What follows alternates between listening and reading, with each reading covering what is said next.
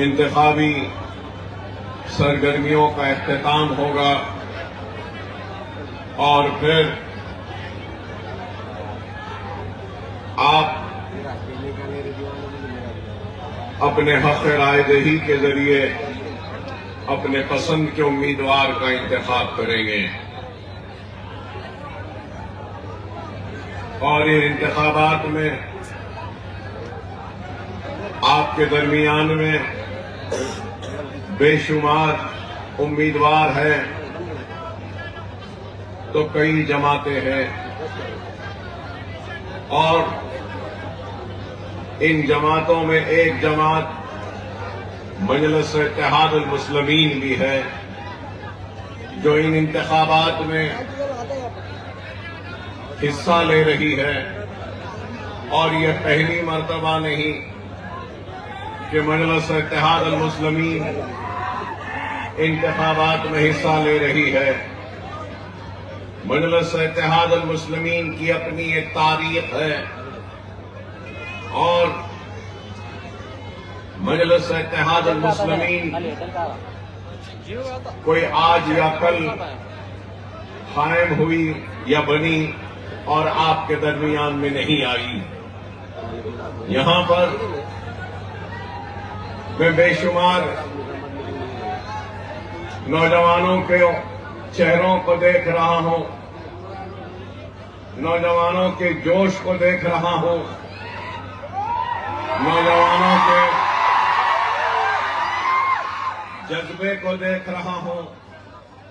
मैं नौजवानों के जोश व जज्बे व मोहब्बत की कदर करता हूं और आपके जोश और जज्बे वो मोहब्बत पे अपने आप को कुर्बान करता हूं।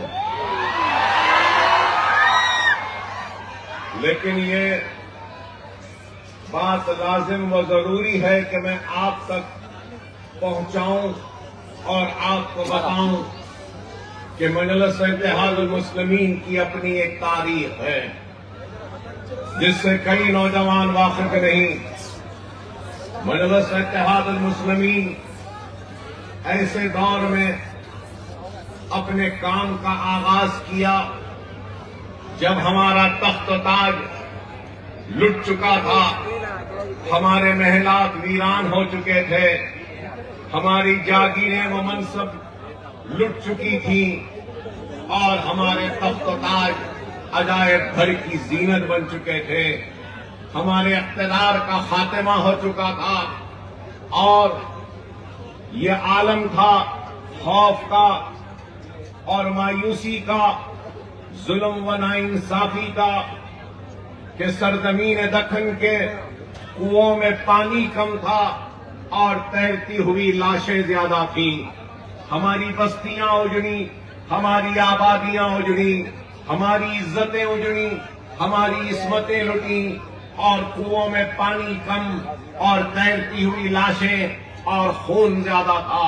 और ये बात मैं सिर्फ नहीं कह रहा हूं बल्कि मौलाना अबुल कलाम आजाद ने लिखा जब वो सरजमीन दक्खन व हैदराबाद का दौरा करें तो मौलाना अबुल कलाम आजाद ने लिखा और कहा भी था कि ये ऐसा नासूर है जिसको मैं अपनी खबर में ले जाऊंगा। तो मैं बताना ये चाहता हूं कि ऐसे हालात में मजलिस इत्तेहाद अल मुस्लिमीन ने अपनी जिद्दोजहद का आगाज किया और जब आगाज किया तो उस वक्त मजलिस इत्तेहाद अल मुस्लिमीन के जलसों में कोई शरीक होने वाला नहीं होता था। मजलिस ने जब अपनी जिद्दोजहद का आगाज किया तो मजलिस के स्टेज पे बैठने के लिए कोई तैयार नहीं होता था। मजलिस जलसे करती तो मजलिस के जलसों में कोई लाइट देने को तैयार नहीं होता था। खौफ का यह आलम था कि लोग अपने घरों के दरवाजे और खिड़कियों में से झांक कर देखते थे, लेकिन मजलिस के जलसों में शिरकत करने की हिम्मत नहीं जुटा पाते थे। तो ऐसे उन हालात में मजलिस ने अपनी जिद्दोजहद का आगाज किया और अल्लाह फख्र मिल्लत अब्दुल वाहिद ओवैसी की खबर को नूर से भर दे। अल्लाह सालार मिल्लत अलैहिर्रहमा की खबर को नूर से भर दे कि इन लोगों ने ऐसे वक्त कौम का हाथ थामा जब खौफ और मायूसी के बादल उनके सर पर मंडरा रहे थे। ऐसे वक्त में मजलिस का हिया किया जब कोई मजलिस का नाम लेने को तैयार नहीं था और मजलिस ने अपनी जिद्दोजहद का आगाज किया तो मजलिस इत्तेहादुल मुस्लिमीन ने सबसे पहले अपने दस्तूर को ताबे दस्तूर हिंद बनाया और हिंदुस्तान के दस्तूर के ताबे रहते हुए अपनी सियासी जिद्दोजहद के आगाज का ऐलान किया। तो मजलिस इत्तेहादुल मुस्लिमीन ने अपने अहिया के बाद अगर पहला नारा दिया तो वो ये दिया कि कलमे की बुनियाद पे मुनज़्ज़म करेंगे, मुत्तहिद करेंगे। तो मजलिस ने दूसरा नारा दिया तो वो ये दिया कि मुसलमानों की तालीमी पसमानदगी को दूर करेंगे। अगर मजलिस ने तीसरा नारा दिया तो ये दिया कि मुसलमानों की कमजोर मईशत को इस्तेकाम बख्शेंगे। और चौथा और आखिरी नारा दिया तो वो ये दिया कि मजलिस सियासत में हिस्सा लेगी। मजलिस ने सबसे पहले ये नारा नहीं दिया कि हम सियासत में हिस्सा लेंगे, बल्कि ये नारा दिया कि मुनज़्ज़म करेंगे, मुत्तहिद करेंगे, तालीमी पसमानदगी को दूर करेंगे, माशी पसमानदगी को दूर करेंगे। और आज दुनिया के सामने है कि मजलिस इत्तेहादुल मुस्लिमीन ने तालीम के मैदान में जो काम किया है, मैं नहीं समझता कि हिंदुस्तान की किसी सियासी जमात ने तालीम के मैदान में इतना काम किया। तालीमी इदारों का जाल बिछा दिया। Medical college, engineering college, MBA college, MCA college, nursing college, physiotherapy college, BSc and allied, architecture college, post graduation college, masters के कॉलेजेस और सुपर स्पेशलिटी के कोर्सेज और उसके साथ साथ 2 बड़े दवाखाने, एक ओवैसी हॉस्पिटल और एक असरा हॉस्पिटल, दोनों दवाखाने अगर मिला लेते हैं तो 3,500 बिस्तर के दवाखानों को न सिर्फ बनाया बल्कि कामयाबी के साथ आज चला रही है मजलिस इत्तेहादुल मुस्लिमीन। ये काम मजलिस ने तालीमी मैदान में किया तो माशी मैदान में मजलिस इत्तेहादुल मुस्लिमीन ने दारुस्सलाम कोऑपरेटिव बैंक के क़याम के जरिए मुसलमानों की कमजोर मईशत को मुस्तहकम करने की एक छोटी सी कोशिश की। ये बात भी अज़र मिन शम्स है कि दारुस्सलाम कोऑपरेटिव बैंक के क़याम से लेकर आज तक एक ब्रांच होता हुआ आज 9 ब्रांचेज हैं दारुस्सलाम कोऑपरेटिव बैंक के और 700 करोड़ रुपया दारुस्सलाम में डिपॉजिट्स की शक्ल में मौजूद है, जिससे छोटे मोटे खर्जात दिए जाते हैं, तालीम के खर्चे दिए जाते हैं। तो फिर उसके साथ साथ घर बनाने के लिए और मुख्तलिफ चीजों के लिए खर्च की इजराई अमल में आती है दारुस्सलाम कोऑपरेटिव बैंक के जरिए। और फिर आखिर में सियासी जिद्दोजहद, मजलिस इत्तेहादुल मुस्लिमीन का जो नारा था, हमने अपनी जिद्दोजहद का आगाज किया तो उस वक्त किया जब हमारे पास कुछ नहीं था। आज मजलिस इत्तेहादुल मुस्लिमीन की सियासी जिद्दोजहद का नतीजा है और इंतखाबात में हिस्सा लेने का नतीजा है कि आज तेलंगाना की रियासत में मजलिस के MLAs हैं, मजलिस के कॉरपोरेटर्स हैं, मजलिस के MLCs हैं और मजलिस इत्तेहादुल मुस्लिमीन के रुकने पार्लियामेंट भी हैं। इससे पहले के इंतखाब में 2 अरकान पार्लियामेंट मजलिस के थे। बिहार में मजलिस इत्तेहादुल मुस्लिमीन के अरकान असेंबली है तो महाराष्ट्र असेंबली में भी है। इंशाअल्लाह आने वाले कल में उत्तर प्रदेश में भी मजलिस इत्तेहादुल मुस्लिमीन के अरकान असेंबली मजलिस काम करती है और मजलिस सिर्फ जज्बाती तकारीर या नारेबाजी नहीं लगाती, मजलिस काम करती है और मजलिस ने अपने काम के जरिए अवाम के दिलों को जीता है।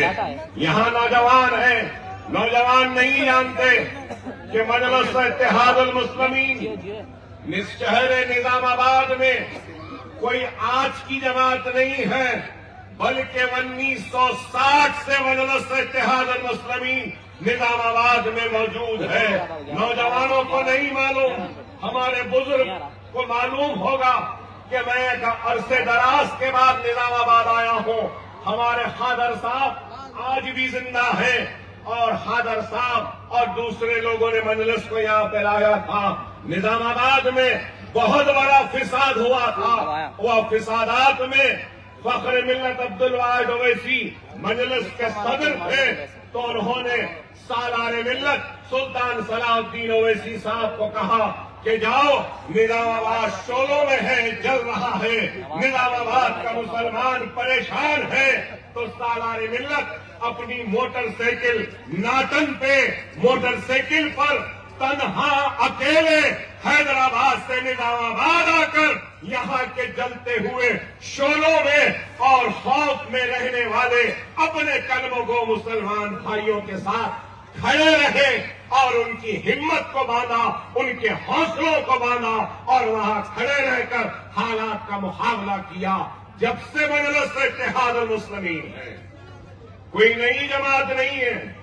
नौजवानों, तुमने नहीं देखा, अरे मैं निजामाबाद को मेरे बचपने से आता हूं सालारे मोहतरम के साथ। बचपने से शायद जब से होश संभाला 8-10 बरस की उम्र से निजामाबाद आता रहा हूं और निजामाबाद में हर किसी से मुलाकात होती थी। यहाँ पे हम कहूंगा निजामाबाद, बोधन, आदिलाबाद, भैंसा, निर्मल, सिरपुर, कागजनगर, ये पूरे इलाकों में हम सालारे मोहतरम के साथ आते थे।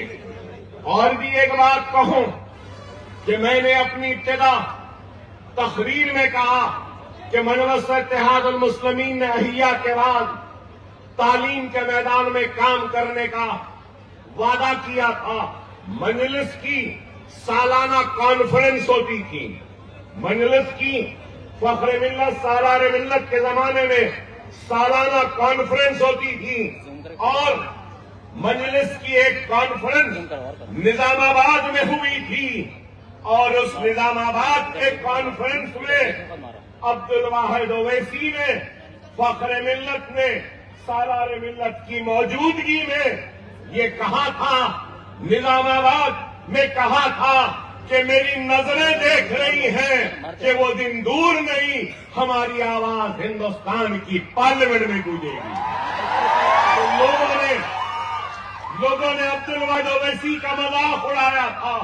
अब्दुल वाहिद ओवैसी ने निजामाबाद की ही कॉन्फ्रेंस में मुतालबा और करारदाद मंजूर की थी कि मुसलमान पसमानदा है तालीम के मैदान में और मुसलमानों की तालीमी पसमानदगी को दूर करने के लिए मुसलमानों को रिजर्वेशन दिया जाना चाहिए। यही निजामाबाद में करारदाद के जरिए ऐलान हुआ था। फख्र मिल्लत अब्दुल वाहिद ओवैसी ने कहा, दुनिया देखेगी कि मेरी नजरें देख रही हैं कि एक दिन आएगा हमारा खुद का मेडिकल कॉलेज होगा, हमारा खुद का इंजीनियरिंग कॉलेज होगा। उस वक्त अब्दुल वाहिद ओवैसी ने अपनी तकरीर में ये भी कहा कि जब जब फिसाद होता है तो फिसादात में सरकारी दवाखानों में अदम तवज्जो का शिकार होता है हमारा मुसलमान और तड़प तड़प कर दम तोड़ता है। मेरी नजरें देख रही हैं कि वो दिन दूर नहीं जब हमारे खुद के दवाखाने होंगे और कोई हमारा अपना भाई फिसादात में सरकारी दवाखाने में दम नहीं तोड़ेगा। हमारी डॉक्टरों की टीम उनका इलाज कर कर उनको जिंदगी बख्शेगी। और वो ऐलाना थे और आज का दिन है कि हमारे दवाखाने हैं, हमारे तालीमी इदारे हैं।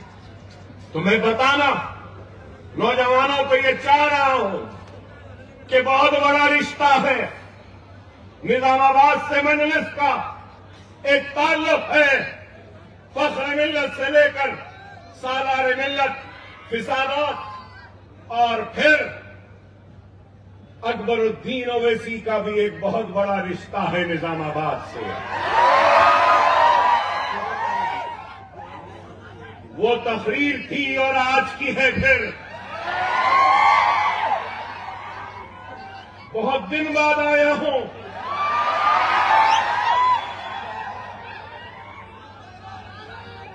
मगर अकबरुद्दीन ओवैसी जज्बाती है, बहुत जज्बाती है।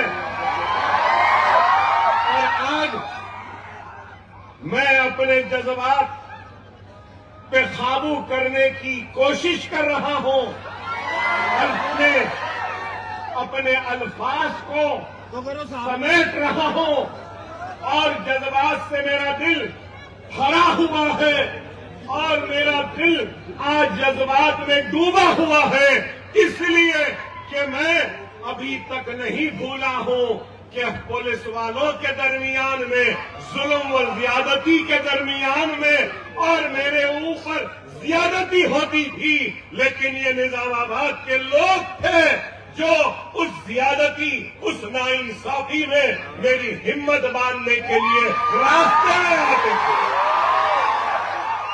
खड़े रहते थे। पुलिस की लाठियां बरसी है निजामाबाद के उस वक्त के नौजवानों में, नौजवानों के ऊपर, बुजुर्गों के ऊपर। अरे अकबरुद्दीन ओवैसी, तुम्हारा एहसानमंद है, मैं तुम्हारा एहसानमंद हूं। जब सारी दुनिया नफरत कर रही थी तो मेरे अपने मुझसे मोहब्बत कर रहे थे। जब सारी दुनिया खत्म करना चाहती थी, लेकिन मेरे अपने मेरी हिम्मत को बांध रहे थे। मैं नहीं भूल सकता, निजामाबाद का दवाखाना मुझे याद है, निजामाबाद का कोर्ट मुझे याद है, और वहां पे बरसते हुए पुलिस की लाठियां भी मुझे याद है। ऐ अल्लाह, मेरे हक में जिसने भी लाठी खाई है मौला, तो उसकी दामन को खुशियों से भर दे, उसके दामन को खुशियों से भर दे, उसके घर में खैर बरकत अता कर दे, उसकी आल औलाद को नेक व कामिल बना। ऐ अल्लाह, मैं एहसानमंद हूं, मुझे मौका दे कि मैं निजामाबाद के लोगों के एहसान को उतार सकूं। है मौला, बहुत बड़ा रिश्ता है, बहुत बड़ा रिश्ता है आपका हमारा, मेरा और आपका। अरे इतने दिन बाद आया हूं और वही मोहब्बत, वही जोश, वही वलवला, वही जुनून। आपकी मोहब्बत को सलाम है, आपके जज्बे को सलाम है, आपके जुनून को सलाम है। अल्लाह आप सबको सलामत रखे, अल्लाह आपके दिलों में जमात की मोहब्बत को कायम व दायम रखे। शख्सियतें आती रहेंगी, जाती रहेंगी, जमात कायम व दायम रहेगी। कल को मैं भी ना रहूं, मगर मेरे भाई, जमात मुझसे नहीं है, मैं जमात से हूं। जमात किसी की मोहताज नहीं है, हम जमात के मोहताज हैं। अल्लाह जिस तरीके से किसी का मोहताज नहीं, अल्लाह किसी का मोहताज नहीं, हम अल्लाह के मोहताज हैं। लोग आते रहे, जाते रहे, फख्र मिल्लत आए, अपना काम करे और चले गए, सालार आए, काम करे और चले गए। कल को असदुद्दीन ओवैसी व अकबरुद्दीन ओवैसी भी चले जाएंगे, अहमद बलाला साहब चले जाएंगे, हम सब चले जाएंगे, लेकिन जमात कायम व दायम रहेगी। जमात को कायम रखो, जमात की अहमियत है, शख्सियतों की अहमियत नहीं है। खुदा ना इस बात को समझो। आज क्या हालात हैं मुल्क के, वो आपके सामने है कि किस तरीके से इस मुल्क को मजहब के नाम पर बांटा जा रहा है, किस तरीके से इस मुल्क को आज कमजोर करने की कोशिशें हो रही हैं।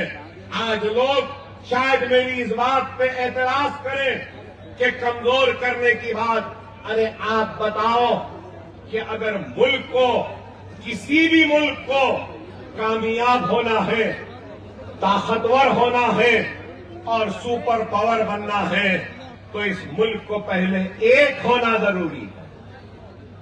और अगर ये मुल्क एक नहीं होगा, बटा हुआ रहेगा, तो कैसा विकसित भारत बनेगा, कैसे खुशहाल भारत बनेगा, कैसे तरक्की याफ्ता भारत बनेगा, कैसा सुपर पावर भारत बनेगा।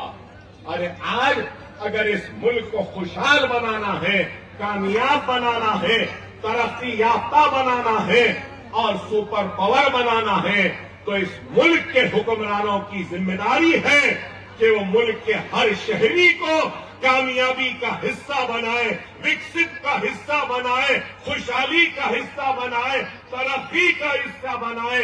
अगर आप मुल्क की सबसे बड़ी अखिलियत को इस मुल्क की कामयाबी, तरक्की, खुशहाली और ताकत का हिस्सा नहीं बनाएंगे, तो ये मुल्क कामयाब कैसे होगा?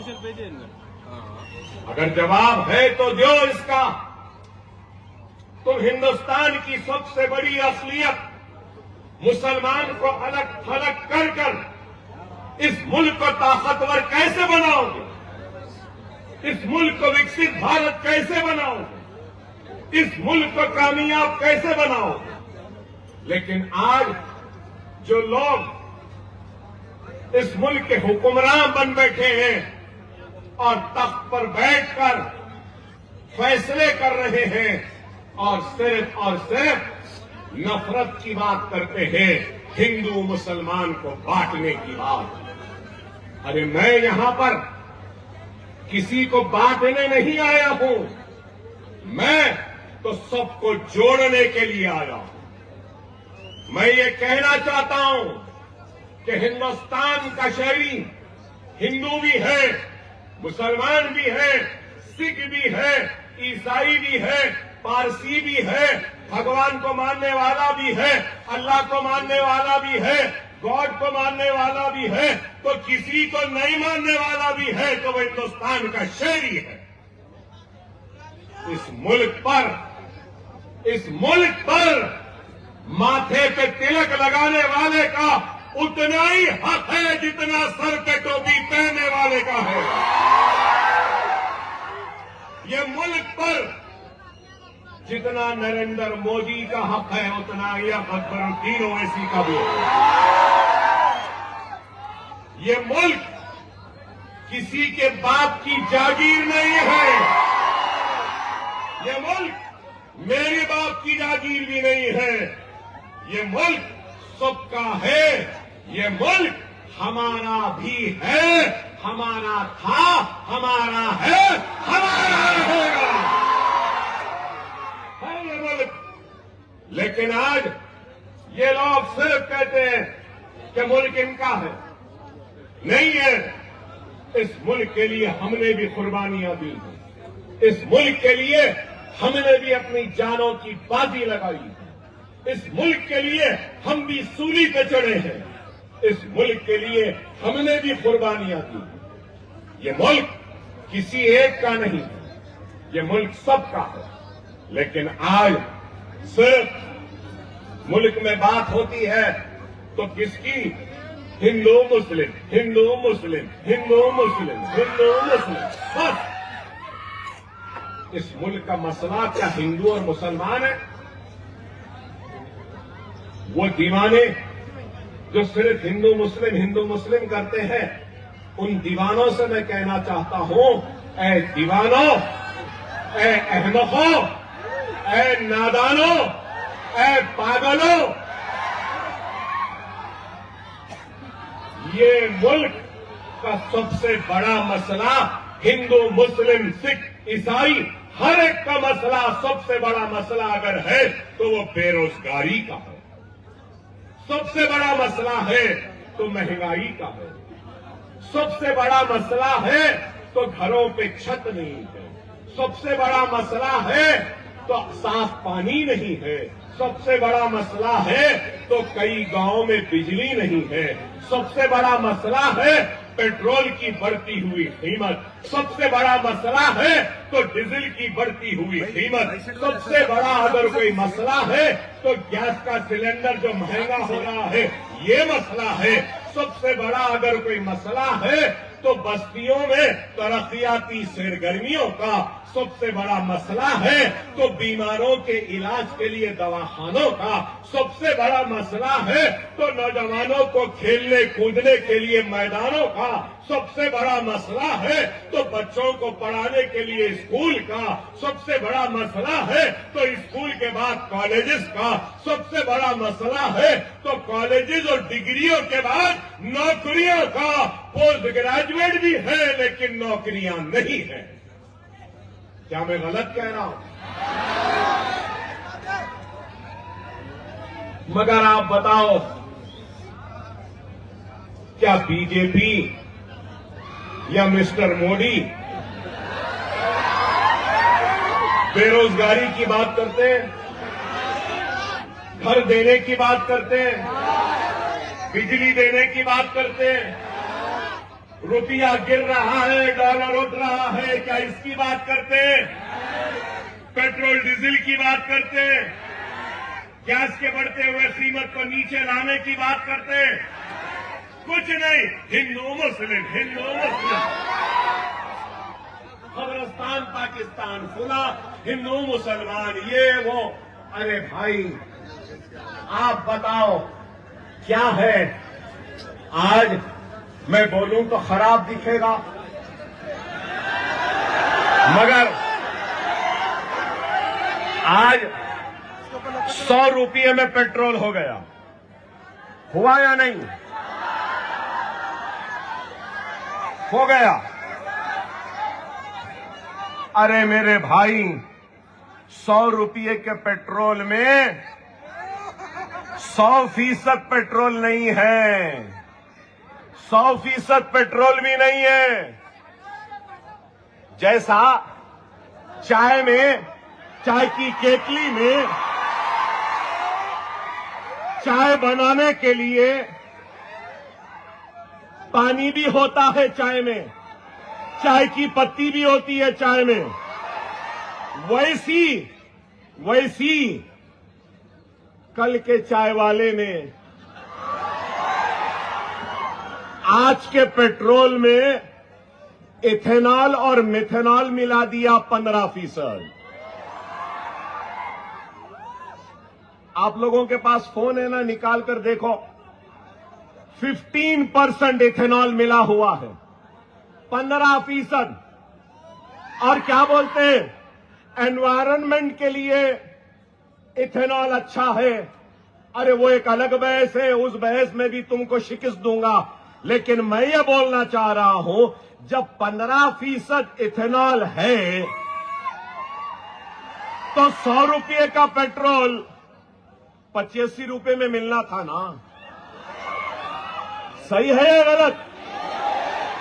अरे मैं कह रहा हूं, ये लोग हिंदुस्तान की बात करते हैं, भारत मां की बात करते हैं, भारत की बात करते हैं, लेकिन इनको भारत से मोहब्बत नहीं, भारत मां से मोहब्बत नहीं। इनको मोहब्बत है अपने इख्तिदार से, अपने कुर्सी से और इस मुल्क को लूटने से। ये तो लुटेरे हैं, मैं कहूंगा। हमसे कहते हैं कि ये लोग भगोड़े हैं, हमसे कहते हैं कि ये भड़काऊ भाषण देते हैं, हमसे कहते हैं कि ये बाहर के हैं। अरे हम बाहर के नहीं हैं, हमारी कई नस्लें यहीं पर पैदा हुई, यहीं पे मरी। अरे ये लोग आज बताओ, आप बताइए, क्या मिलावट नहीं है?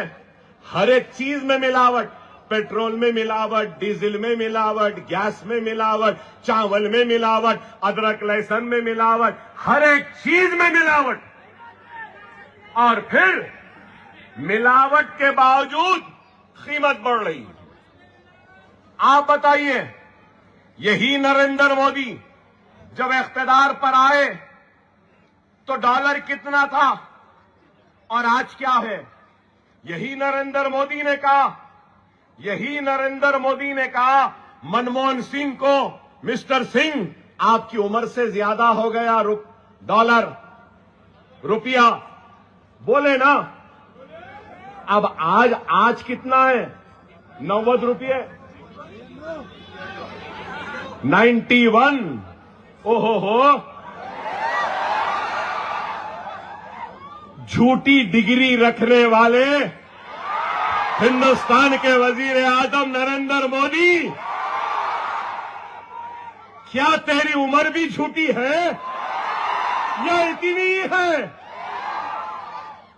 अरे आप बताओ। अरे मैं कहता हूं तो लोग मुझ पे एतराज करते हैं। इलेक्टोरल बॉन्ड्स, लूटम लाटी, जो मैंने पहले कहा, इलेक्टोरल बॉन्ड्स कितने? करीब 5,000 करोड़ रुपया बीजेपी को आया। बीजेपी को 5,000 करोड़ रुपया उनके अकाउंट में आया। बड़े बड़े कंपनियां वाले दिए। ना खाऊंगा ना खाने दूंगा, करप्शन का खात्मा करूंगा। अरे सबसे बड़ा अदाकार अगर कोई है तो यही है। सब अदाकारी सबकी खत्म। जहां यूसुफ खान की अदाकारी खत्म होती है, जहां शाहरुख की खत्म होती है, जहां सलमान की खत्म होती है, मोदी की वहां से शुरू होती है। ऐसी अदाकारी, सिर्फ अदाकारी। अरे बाबा, हमको अदाकारी नहीं चाहिए। ये 5,000 करोड़ रुपया क्यों दिया? देने वालों ने कैसे आया? बोलो ना, बोलो ना। नहीं बोलते, दे रहे। अरे यहां पे भाई भाई को नहीं दे रहा, बेटा बाप को नहीं दे रहा, शोहर बीवी को नहीं दे रही, बहन बहन को नहीं दे रहे, मिस्टर मोदी को दे रहे, बीजेपी को दे रहे। क्या दिए जो ये दे रहे?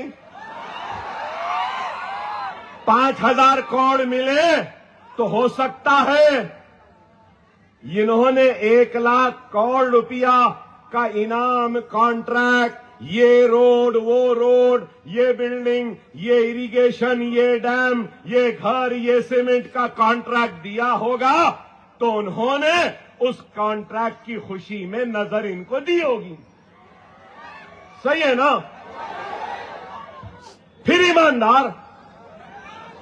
ईमानदार, ना खाया ना खाने दूंगा। ऐसा आलम है कि सिर्फ मैं खाऊंगा, हम खाएंगे और कोई नहीं खाना। यह आलम है। और फिर पार्लियामेंट आते ही पार्लियामेंट की सीढ़ी पे माथा, वाह वाह वाह वाह, क्या एक्टिंग थी भाई। ओह, और आप देखो, कभी कहते हैं कि बंडी में पकोड़े बना के भी लोग काम कर सकते हैं। जरा बोलो ना, बोले या नहीं बोले? खाली बताओ ना, खाली क्या ये नहीं बोले? मैं नहीं कह रहा हूं, ये खुद बोले कि मैं गाड़ी में जा रहा था, गाड़ी को रोका और आदमी से पूछा और क्या देखता हूं, नाले में पाइप डाल के गैस निकाल। नहीं बोले? नहीं बोले भाई, नहीं बोले? क्या बोलो? फिर बोलते मैं बोला। मैं नहीं बोल रहा हूं, मैं उन्होंने जो बोले वही बोल रहा हूं। अरे जब नाले में से गैस निकलती हुई मिस्टर मोदी तुमने देखा, नाले में से पाइप से गैस निकल रही है, तो मैं पूछना चाहता हूं, अरे मिस्टर मोदी, गैस के सिलेंडर को यहां वहां से गैस क्यों ला रहे? यहीं से गैस भरो, फ्री बांट दो, दे दो। मेरी माँ बूढ़ी थी, मैं गरीब था, मेरी माँ फूंकती थी, लकड़ी में चूल्हा जलाती थी, मेरे माँ के फेफड़े खराब होते थे, मेरी माँ खांसती थी, मुझे देख के वो दर्द हुआ, इसलिए मैं अपनी माँ और बहनों को गैस सिलेंडर दे रहा हूं। यही बोले ना, फिर मैं नहीं बोल रहा हूं, मैं नहीं बोल रहा हूं, ये बोले सोई बात दोहरा रहा हूं। अरे आप बड़ा बताओ, क्या क्या नहीं बोले भाई इनू, क्या क्या नहीं बोले। मैं रेलवे स्टेशन पे बंडी पे चाय बेचता था, बोले या नहीं बोले, बोले या नहीं बोले। मैं नहीं बोल रहा हूं, मैं नहीं बोल रहा हूं, उन्हों जो बोले वही बोल रहा हूं। फिर क्या ये नहीं बोले कि बाज लोग आते थे, कोई कड़क चाय बोलता था, बोले नहीं बोले, कोई नरम चाय बोलता था, बोले या नहीं बोले। मैं फकीर हूं, बोले नहीं बोले। झोला डाला चले जाऊंगा, बोले नहीं बोले। आप बताओ, अरे भाई वो चाय वाले थे नहीं थे, हमको उससे कोई सरोकार नहीं। आज क्या है, आज वजीर आजम है, आज वजीर आजम है, तो आप वजीर आजम जैसे बनो, वजीर आजम जैसी बात करो, वजीर आजम जैसे इक़दामात लो। ताकत है, फैसले लेना है। नहीं, मैं चाय वाला था, मैं फकीर हूं, चाय चाय चाय चाय चाय चाय, चाय की केतली, चाय का चुल्ला, चाय की केतली, चाय का चुल्ला, चाय का पानी, चाय की पत्ती, कड़क चाय, नरम चाय, चाय चाय चाय चाय, फकीर हो चला जाऊंगा। कभी उसके बाद में चौकीदार चौकीदार, गले में सीटी डाल लिए, चौकीदार चौकीदार चौकीदार चौकीदार। वारे चौकीदार, वारे चौकीदार, क्या चौकीदारी करी, चाइना घुस गया, चौकीदारी चौकीदारी कर रहा था। शायद चौकीदार सो गया था, शायद कोई कड़क चाय दे देना था तो चौकीदार जागते रहता।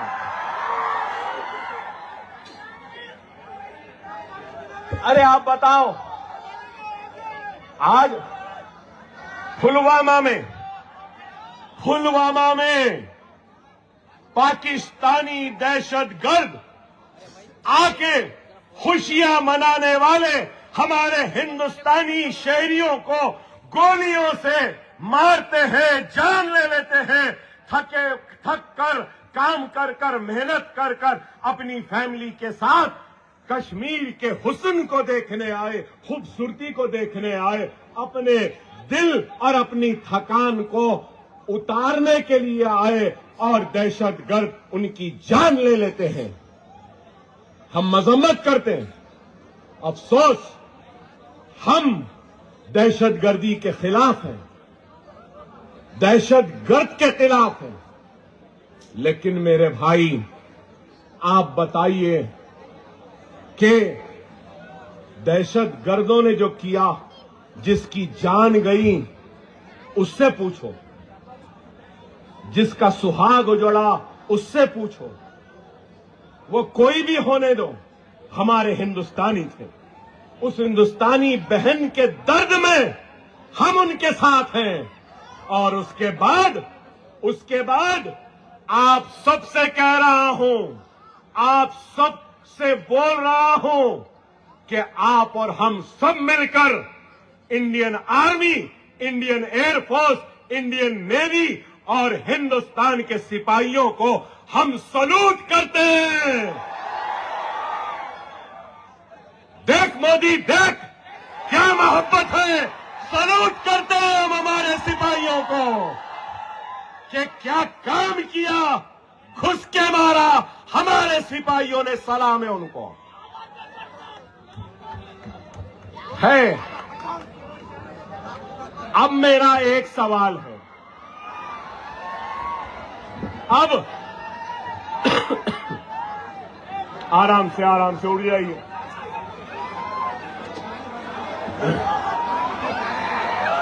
सब खैरियत से है ना? है ना? बेफिक्र रहो, अल्लाह हमारे साथ है। अल्लाह के फरिश्ते हमारी हिफाजत कर रहे हैं। जालिमों के जुल्म का जिक्र हो रहा है तो अल्लाह के फरिश्ते हमारी हिफाजत करेंगे। सब्र से रहो, एक जगह रहो मेरे भाई।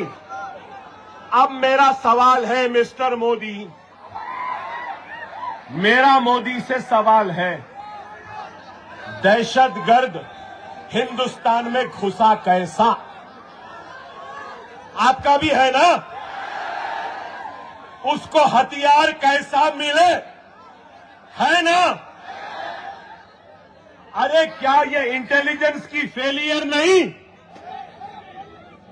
क्या इंटेलिजेंस की नाकामी नहीं?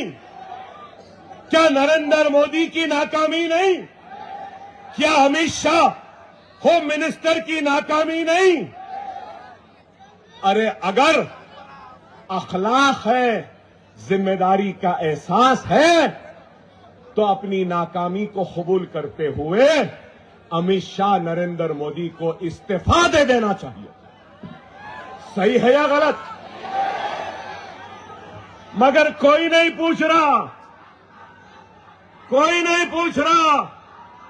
लेकिन अकबर ओवैसी मजलिस पूछ रही है और तुझसे मुतालबा करती है। तेरी नाकामी मासूमों के सुहाग के उजड़ने और मासूमों के सीनों पे गोलियां चलने, दहशतगर्द के हिंदुस्तान में दाखिल होने में उनकी कामयाबी तेरी नाकामी है। नरेंद्र मोदी, अगर अभी भी तुझ में अखलाक है तो इस्तीफा दे दे।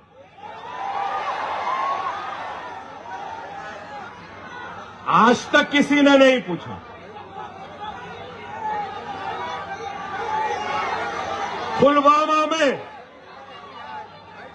पुलवामा में जो खून बहा वो मेरी बहन का खून, मेरे भाई का खून था, मेरे देशवासी भाई का था। वो चाहे किसी भी मजहब का मानने वाला हो, चाहे हिंदू हो, सिख हो, ईसाई हो, लेकिन इंसान है और वो मेरा भारतीय है, वो इंडियन है, हिंदुस्तानी है, वो मेरा खून नाम है, लेने वालों का नहीं। और आज कह रहा हूं, अगर इस मुल्क को जरूरत पड़ेगी तो अपने सीनों और गर्दनों को भी पेश करेंगे, तो मुसलमान आगे बढ़कर पेश करेंगे, हम नहीं। खुदारा मेरे भाई, समझो इस बात को कि जब से ये आए हैं तो सिर्फ हिंदू मुस्लिम, लव जिहाद, घर वापसी, वीर बैन, अज़ा बैन, ये नाम बदलो, वो नाम बदलो, दाढ़ी के नाम पे मारते हैं, गोश्त के नाम पे मारते हैं, सर पे टोपियां मारते हैं।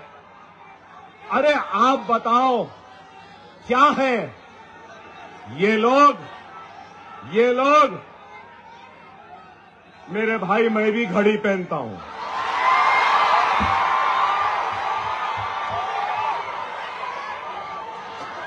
वक्त की अहमियत व कदर बहुत है मेरे पास। इत्मीनान से रहो, इत्मीनान से रहो। अभी भी वो चुपता है ना। बहुत से जख्म भर गए लेकिन वो नहीं भरा। अल्हम्दुलिल्लाह, जब तक जिंदा है दर्द का एहसास तो दिलाता रहूंगा। ये मेरा दर्द है जो मैं बयान कर रहा हूं। ये मेरा दर्द है जो तुमने अखलाक को मार के किया है। ये मेरा दर्द है तुमने मेरी बहन को हिजाब खींचकर दर्द दिया है, उसको बयान कर रहा हूं। ये मेरा दर्द है, ये मेरा दर्द है। सुनो नौजवानों, मैं बड़े दर्द में आया हूं, कर्ब में आया हूं। एक चीफ मिनिस्टर हमारी बहन के हिजाब को खींचता है। क्या वो बहन तुम्हारी बहन नहीं? क्या तुम्हारी मां नहीं? क्या तुम्हारी बहन नहीं? तुम्हारी बेटी नहीं? क्या भूल गए? खुदारा समझो, कब उठोगे? कब उठोगे? हिजाब खींचा जा रहा है, दाढ़ी के नाम पे मारा जा रहा है, अजान पे पाबंदी हो रही है, शरीयत पे हमले हो रहे हैं, वक्त की अमलाक को लेने की बात हो रही है, फिर भी तुम उठना नहीं चाहते। उठोगे? इजाजत है तो कुछ बोलो। ऐ जालिमों, ऐ जालिम, देखते हैं तुझ में कितना दम है, हम में कितना दम है। ऐ जालिम, तू जुल्म करते करते थक जाएगा, लेकिन हम मुसलमान जुल्म सहते सहते कभी नहीं झुकेंगे, कभी नहीं झुकेंगे। ये सर कटेगा लेकिन झुकेगा नहीं। ये सर सिर्फ अल्लाह के सामने झुकता है। खुदारा समझो, समझो। अगर कोई समझ रहा है कि मार के, काट के, शरीयत पे हमले करके, हिजाब को खींच के, दाढ़ी के नाम पे मार के, बुलडोजरों के जरिए घरों को गिरा के, मस्जिदों को गिरा के, कब्रिस्तानों को मिसमार करके, बच्चों को जेल में डालकर समझ रहा है कि डर जाएंगे, डरेंगे, डरेंगे। मोदी, योगी, सुन ले, ना मैं अपनी नमाज छोड़ने तैयार हूं, ना अपनी अज़ा छोड़ने तैयार हूं, ना मैं सुन्नत छोड़ने तैयार हूं, ना मैं नफिल छोड़ने तैयार हूं, ना ही हिंदुस्तान को छोड़ने तैयार हूं। ये मुल्क मेरा था, मेरा है, मेरा रहेगा। खुदारा समझो, समझो।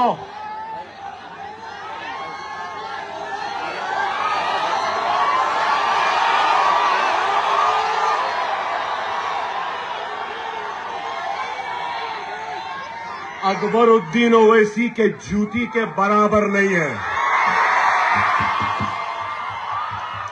मेरी जूती के बराबर नहीं है।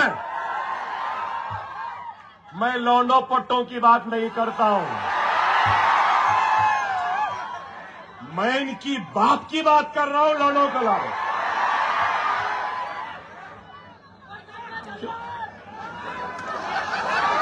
अरे हवा का झोंका है, आया है चले जाएगा, छोड़ो। ना लीपने का ना थोपने का, क्या है? शुभ वक्त खराब। देखो वक्त खराब नहीं हुआ,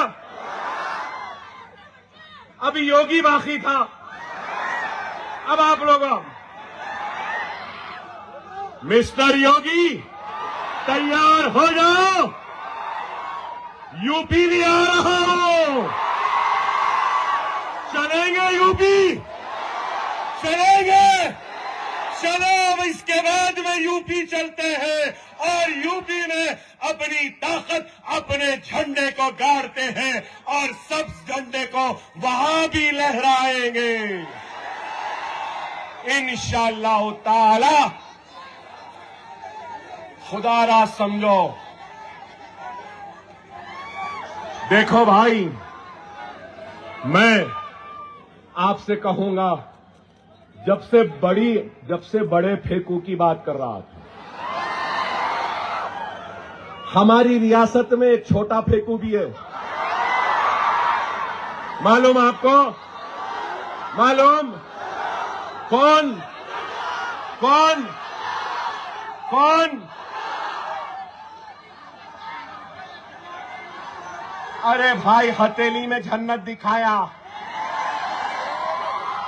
इमाम मौजनों को बरके दे दूंगा, शादी मुबारक सोना दे दूंगा, पढ़ने वाले बच्चियों को मोटरसाइकिल दे दूंगा। क्या क्या नहीं बोला भाई, क्या क्या मेरे पास है। आते आते देखा मैं, मालूम नौजवानों को नहीं मालूम होगा, बुजुर्ग हैं यहाँ पे। अब बुजुर्ग जरा नेक हो गए, सर पे टोपी, चेहरे पे दाढ़ी होंगी।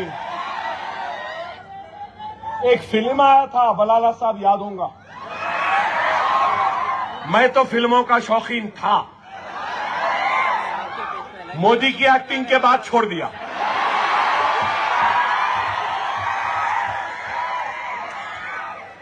एक फिल्म आई थी, एक राज कपूर की, राज कपूर नहीं, राज कपूर, पृथ्वीराज कपूर का बेटा राज कपूर,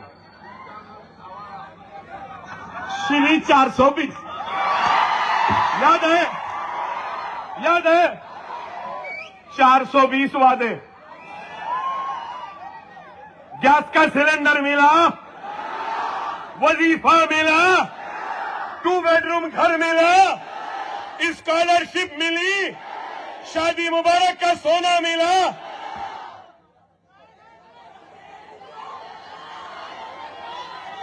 हथेली में जन्नत, ये दे देंगे, वो दे देंगे, ऐसा कर देंगे, वैसा कर देंगे। एक मिला था मैं बड़े कांग्रेस के लीडर से, तो कांग्रेस का लीडर मुझसे क्या बोला मालूम? इलेक्शन से पहले बोला, अरे मियां ये सब ऐलाना कर दे रहे। अरे भाई, आना है ना जाना है, ऐलान करने में क्या होना है। फिर मैं मिला उससे, अरे मियां, अरे भाई हमारे को खुद नहीं मालूम कैसा आ गई की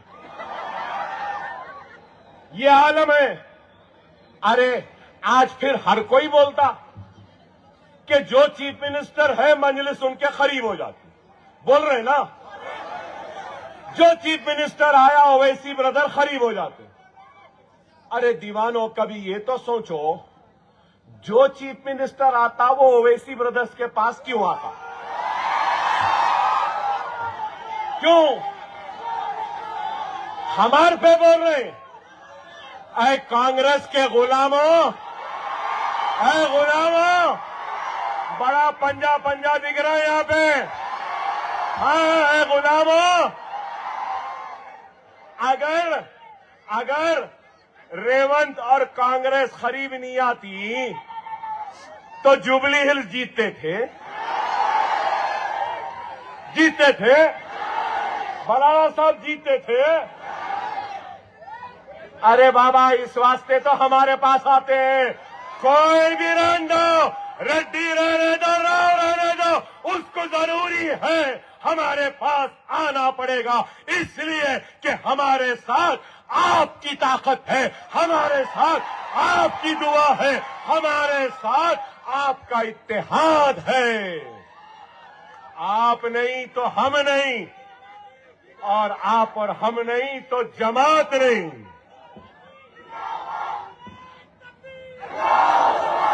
मेरे भाई, हर मसले को मैं उठाता हूं ना असेंबली में,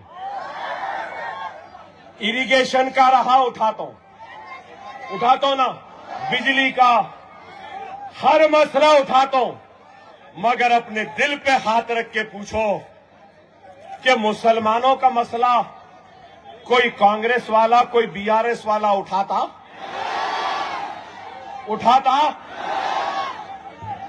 हम सबका उठाते, लेकिन हमारा तो उठाने वाला हमारा अपना ही है। और मैं किसी और से नहीं मांग रहा हूं, अपनों से मांग रहा हूं, गैरों के दर पर जाके दस्तक नहीं दे रहा हूं, अपने कलमा गो भाई के पास आया हूं। एक कलमा गो भाई इत्तेहाद की खैरात मांगने के लिए हाथ फैलाए। तुम्हारे पास आया है, गैरों के पास नहीं। खुदारा मुझे मायूस न करो, खुदारा मायूस न करो। हमारी शान, हमारी आन, हमारी ताकत, हमारी आवाज, हमारी पहचान अगर कुछ है तो वो मजलिस इत्तेहादुल मुस्लिमीन है। खुदारा समझो, खुदारा समझो। मजलिस को आपने सजाया है, आपने संवारा है, कोई हमारा नहीं है मेरे भाई। अब आप बोलेंगे अरे भाई फिर क्या करना। मैं जो सोचता हूं आपको बोल रहा हूं। सालार मुझे बोले थे, मैंने सालार से पूछा बाबा ये ऐसा है, ये बदमाश है, ये जहरीला है, ये ऐसा है वैसा है। तो सालार मुझे क्या बोले मालूम? मियां सांपों में ही रहना है, बस देख लो कौन से सांप में कम जहर है, उसको साथ रख लो। अब हमारा हाल तो ये हो गया है कि इतने सांप डसे डसे डसे डसे अब सांप का जहर भी काम नहीं कर रहा है, कुछ नहीं हो रहा है। लेकिन याद रखो, कोई हमारा नहीं है, कोई राव हमारा नहीं, कोई रेड्डी हमारा नहीं, कोई वेलमा हमारा नहीं, कोई कापू हमारा नहीं। हमारा कोई है तो ला इलाहा इल्लल्लाह मुहम्मदुर रसूलुल्लाह कलमा पढ़ने वाला है। और ये कलमा पढ़ने वाला तुम्हारा अपना भाई तुम्हारे पास आया, बहुत बड़े बड़े बातें करे। यह नौजवान बैठे, माइनॉरिटी फाइनेंस कॉर्पोरेशन से 1 पैसा मिला, बहनों को मशीनें मिली, बच्चों को स्कॉलरशिप मिली, स्टडी सेंटर आया, हज हाउस बना। अरे कुछ नहीं मेरे भाई, हम है। चल जा असेंबली यहाँ में लोग डर मीडिया है। वाले भैया, जाने दे इंशाअल्लाह मीडिया वाले। अकबर उसी साथ मेरे साथ थे, जा साइड में आ जाओ भैया। बापो बाप से भी काम ले रहा है। सियासत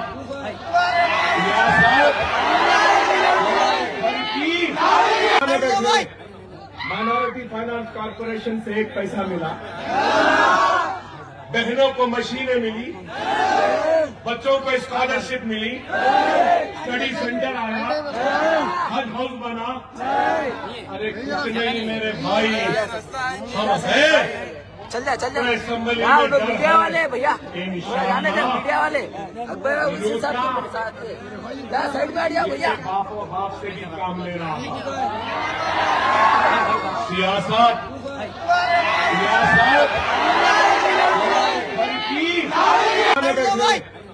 माइनॉरिटी फाइनेंस कॉर्पोरेशन से 1 पैसा मिला, बहनों को मशीनें मिली, बच्चों को स्कॉलरशिप मिली, स्टडी सेंटर आया, हज हाउस बना। अरे कुछ नहीं मेरे भाई, हम है। चल जा असेंबली यहाँ में लोग डर मीडिया है। वाले भैया, जाने दे मीडिया वाले। अकबर उसी साथ मेरे साथ थे, जा साइड में आ जाओ भैया। बापो बाप से भी काम ले रहा है। सियासत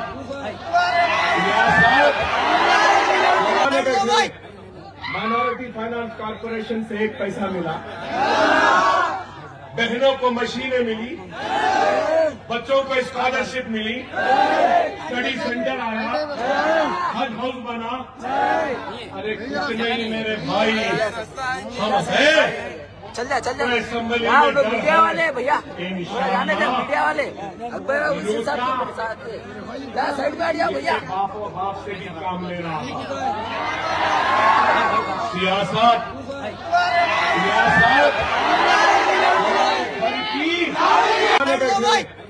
माइनॉरिटी फाइनेंस कॉर्पोरेशन से 1 पैसा मिला, बहनों को मशीनें मिली, बच्चों को स्कॉलरशिप मिली, स्टडी सेंटर आया, हज हाउस बना। अरे कुछ नहीं मेरे भाई, हम है। चल जा असेंबली यहाँ में लोग डर मीडिया है। वाले भैया, जाने दे मीडिया वाले। अकबर उसी साथ मेरे साथ थे, जा साइड में आ जाओ भैया। बापो बाप से भी काम ले रहा है। सियासत